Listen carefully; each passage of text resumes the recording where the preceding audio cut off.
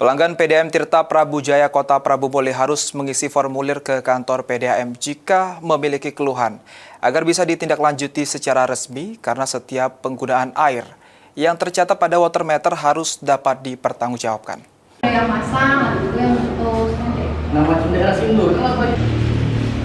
Adanya keluhan dari pelanggan PDAM Tirta Prabu Jaya terkait distribusi air bersih PDAM yang kurang maksimal dalam pelayanan terhadap pelanggan. Para pelanggan air bersih PDAM dapat menyampaikan keluhan dengan cara mengisi formulir terlebih dahulu ke kantor PDAM Tirta Prabu Jaya agar bisa ditindaklanjuti. Direktur PDAM Tirta Prabu Jaya Adi Alson mengatakan, meski terkesan ribet, pelanggan PDAM yang memiliki keluhan harus mengisi formulir terlebih dahulu ke kantor PDAM Tirta Prabu Jaya karena harus mengikuti aturan dan prosedur.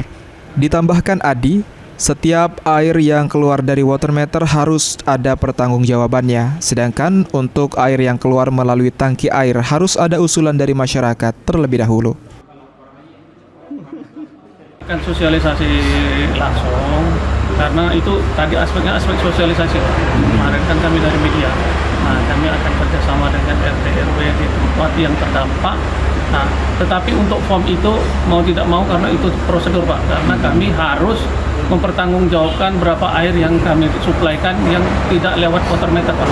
Kalau lewat dari tangki itu dia harus ada usulan dari masyarakat Pak, karena itu nanti kami lampirkan sebagai pertanggungjawaban kami Pak. Warga Kota Prabu Mulih yang menggunakan air bersih PDAM untuk kebutuhan sehari-hari berharap kepada PDAM Tirta Prabu Jaya agar distribusi air bersih PDAM dapat terus mengalir secara maksimal. Anggi Perkasa, PAL TV.